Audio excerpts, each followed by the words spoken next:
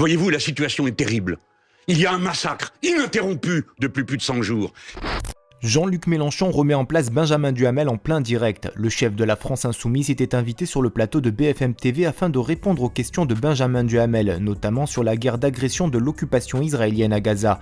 Le journaliste controversé a tenté de discréditer Jean-Luc Mélenchon en remettant sur la table le fait que ce dernier refuse de qualifier le Hamas comme un groupe terroriste.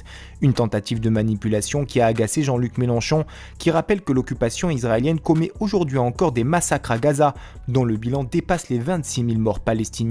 Un risque de génocide reconnu par la Cour internationale de justice qui impose à l'occupation israélienne de laisser passer l'aide humanitaire dans l'enclave palestinienne, dont les habitants sont à ce jour au bord de la famine. Pourquoi un tel décalage entre vos messages politiques dans la foulée de la décision de la Cour internationale de justice et vos messages dans la foulée du 7 octobre? Je ne vous permets pas de dire qu'il y a un décalage, parce que c'est une manipulation à mon sujet. C'est une manière de faire croire que je suis indifférent non, à pas la du tout, souffrance des c'est une civils question. qu'on massacre. Je vous dis, non, je vais monsieur, regarder vos tweets et je les peux réactions. répondre, s'il vous plaît? Bien sûr, bien sûr. Parce qu'il y a une limite à ce qu'on peut supporter comme homme, des accusations qui sont portées contre soi.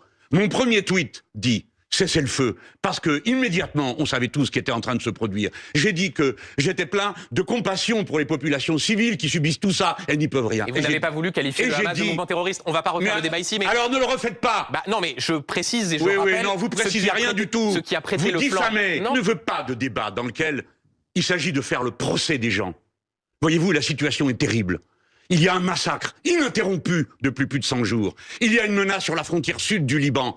Nous sommes en train de parler d'un risque de guerre généralisée. Je ne mets pas en cause l'État d'Israël. Je mets en cause le gouvernement de M. Netanyahou. Je ne mets pas en cause la judéité. Comment pourrais-je le faire?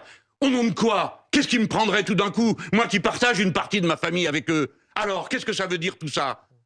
Il faut partir des faits, essayer d'y répondre avec intelligence. Je voudrais que par respect pour les membres de l'ONU, 60 sites de l'ONU ont été détruits, 100 personnes de l'ONU ont été tuées.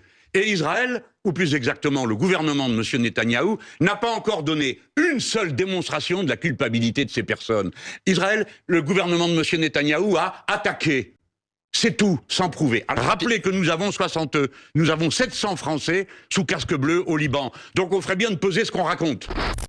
Et vous, pensez-vous que BFM TV tente de manipuler l'opinion publique sur les massacres de l'occupation israélienne à Gaza? Donnez-nous votre avis en commentaire. En attendant, rejoignez-nous, soutenez l'information Break News.